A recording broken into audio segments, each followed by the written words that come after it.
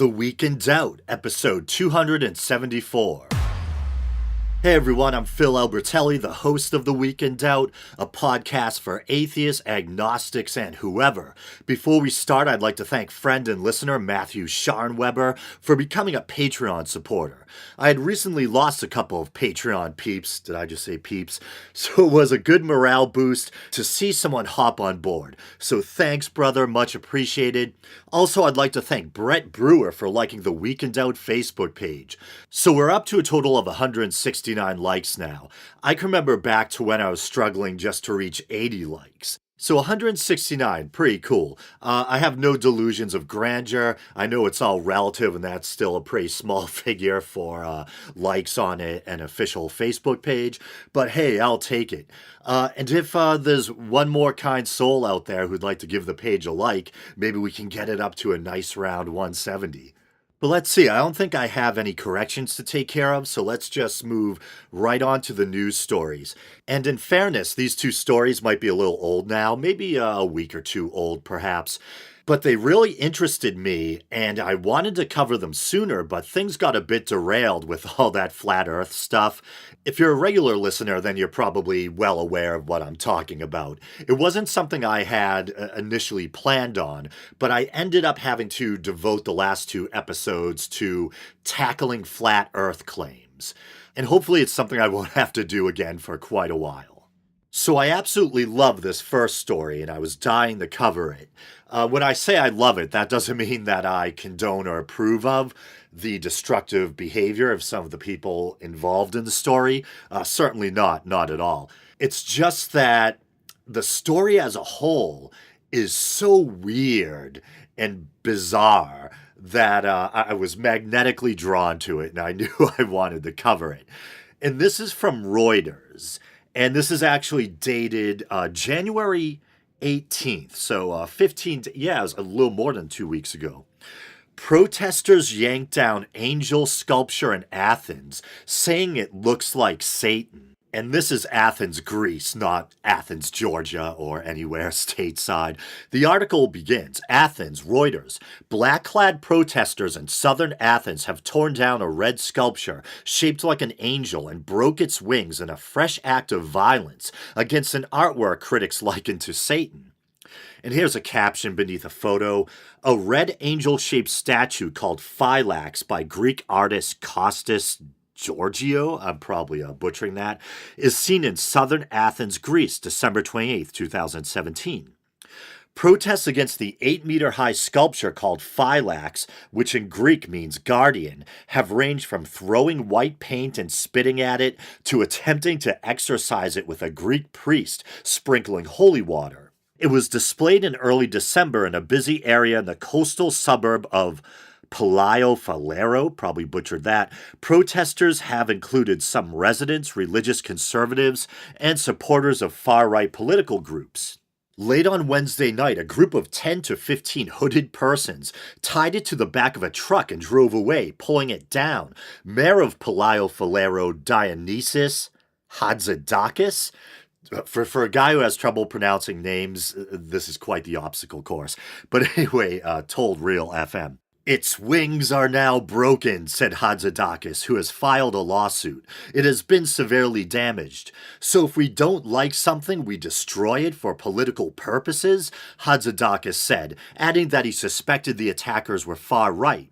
He said they threatened to hurt an eyewitness if he alerted authorities. If the sculpture can be repaired, it will be reinstalled, a spokesman for the mayor told Reuters. The sculpture was created by well-known Greek artist, they're gonna make me try to pronounce it again, Kostas Georgiou, who has exhibited both at home and in other countries, or maybe it's Georgiou, I don't know, ends with an OU.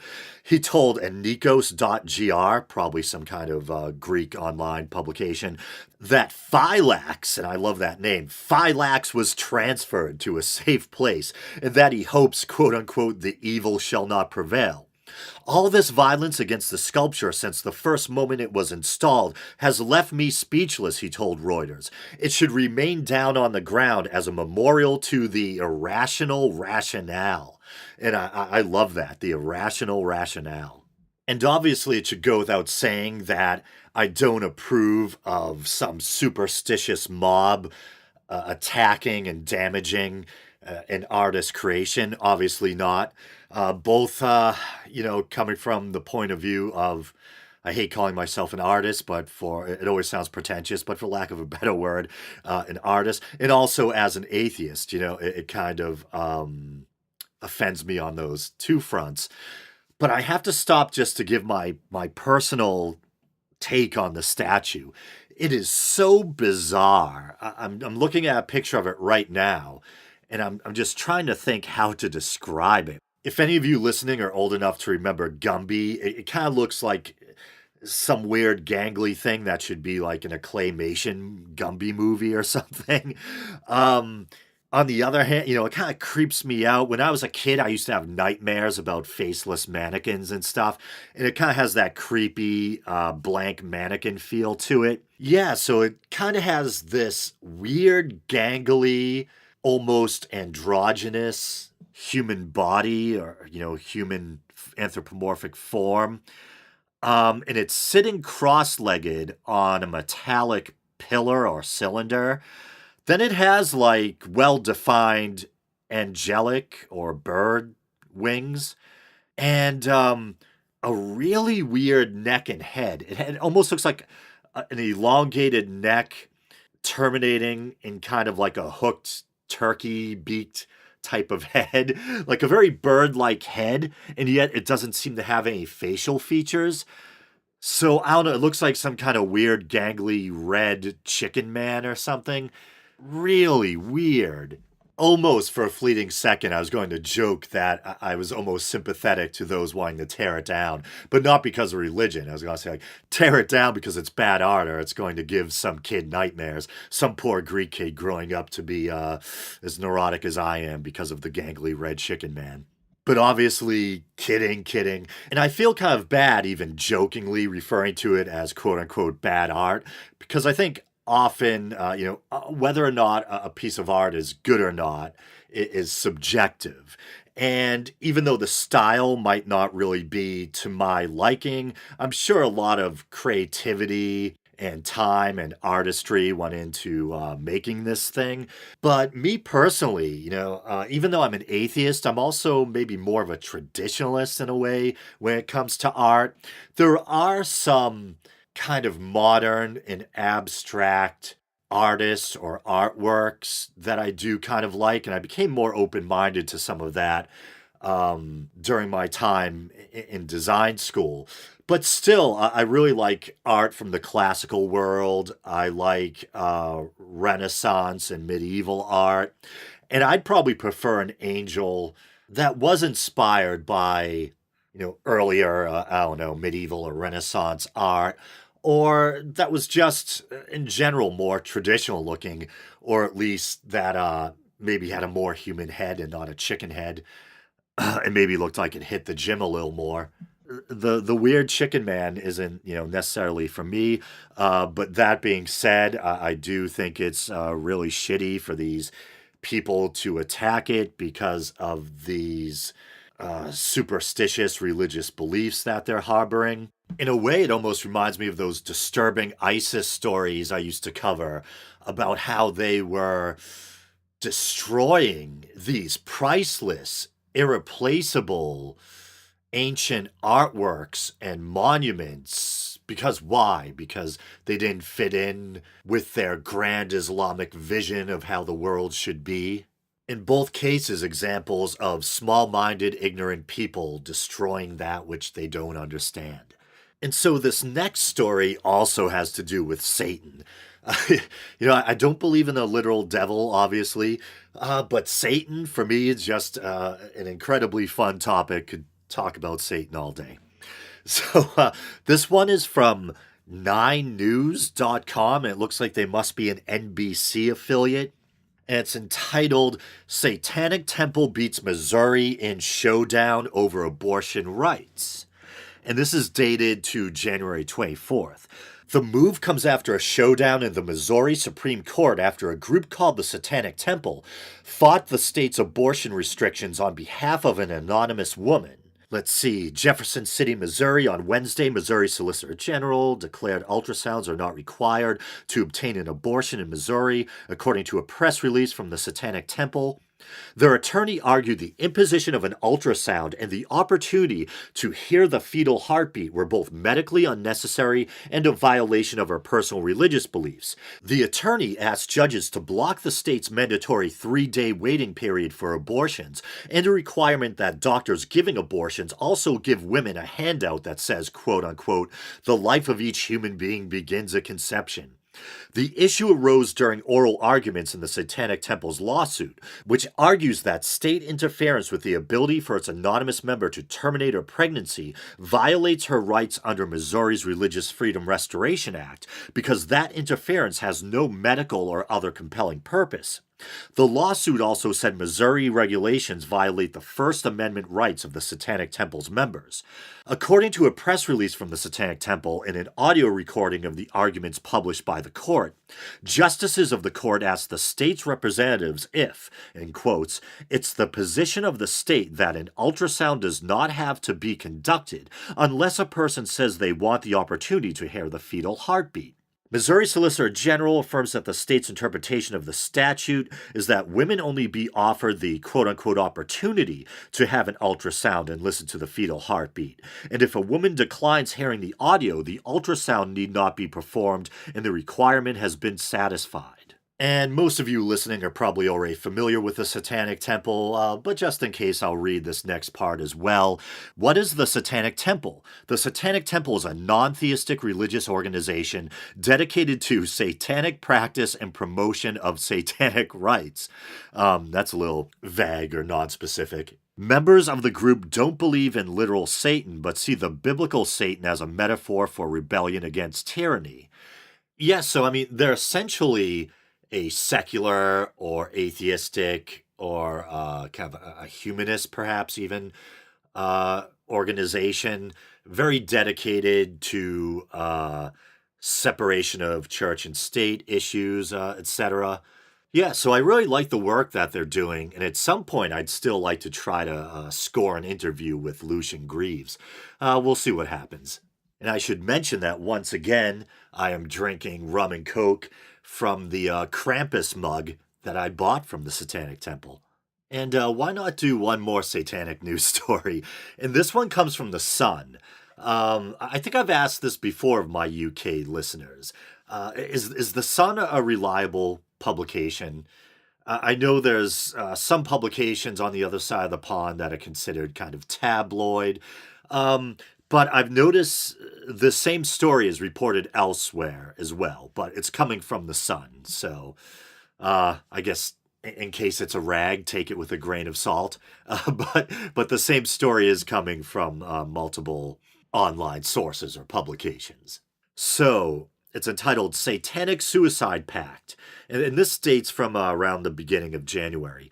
Tourist couple found dead on Greek holiday island after killing themselves in bloody New Year's Eve devil worshiper ritual. So safe to say these are not these past tense, these were not non-theistic Satanists. These sound like actual theistic Satanists, which I think, or at least hope, are the rarer of the two varieties. Says Lilia Bodasheva, 23, and her 30-year-old German boyfriend appear to have been performing a satanic ritual with candles and a pentagram. Ooh, spooky. A tourist couple who bled to death in a Greek island guest house appear to have been performing a satanic ceremony before their double suicide on New Year's Eve, authorities say. Knives, candles, and a pentagram symbol used by devil worshippers were found in the Airbnb room near the bodies of Lilia, it gives their ages and names again. The sinister arrangement of objects in the blood-soaked apartment led investigators to believe the pair were taking part in a black magic ritual. The 24 hours before the first full moon of the year is said to be associated with sacrifices and other satanic practices. Coroner Angeliki Ciola What's with all these fancy-ass Greek names? Said the guy with the ridiculously long Italian last name. Said the two appear to have taken their own lives during the ceremony. Lilia died first after cutting herself and was found half naked on a sofa. She had scars that were possibly caused by similar rituals in the past, reports claimed. The German boyfriend, who is not named, is said to have watched her die, then sat in the bath and plunged a knife into his heart. Damn, that's extreme. Their bodies were found on December 31st by the pregnant owner of the guest house where the pair had been staying since Boxing Day after booking online through Airbnb. Lilia, a Bulgarian national who studied in Germany, had been reported missing last June and was the subject of an Interpol notice to help find her, according to reports. Her family also appealed on social media but called off the search after she contacted German authorities to say she was in the city of Erfurt. Tim Danaher is definitely gonna take me to task for that. He's very good with German. I'm sure I just butchered that. So I know I might have sounded like I had kind of a cavalier or glib attitude while reading that story. I was joking a bit, but honestly, I think it's sad. I think it's sad that two young people just threw away their lives, killed themselves for nothing in the name of, a bunch of superstitious nonsense. And I don't know if maybe the guy was more culpable than she was. I don't know. Did he kind of indoctrinate her or get her into this stuff? Or did they both come together because they shared this kind of common interest? This interest in theistic Satanism and ritual magic or whatever it was. I don't know. But definitely, I think just a sad waste of life. And don't people, generally speaking, I mean, whether we're talking about non-theistic or theistic Satanism, they kind of like getting into Satanism because it probably makes them feel like they're being rebellious or it's kind of, dark or edgy or exciting. Well, I imagine all that fun ends when you kill yourself. So, yeah, I mean, I don't care what the religion is, if it's, radical Islam, if it's theistic Satanism, or if it's Christian Science or whatever. Don't kill yourself, or this should go without saying, don't kill yourself or others in the name of religion. It's just it's a tragic waste. But that being said, I'll probably call this a wrap. So thanks for listening, everyone.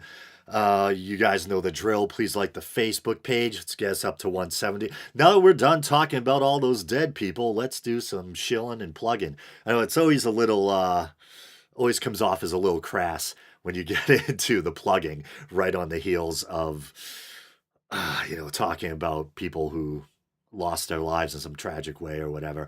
But once again, Facebook, Twitter, Jesus, YouTube. If you want to help the show out monetarily, you can use the PayPal widget at the bottom of the Podbean page. There's that alliteration, almost butchered it, I think. Or you can go to patreon.com/theweekindoubt and support the show for as little as 99 cents a month and stop anytime you want. All right, brothers and sisters, until next week.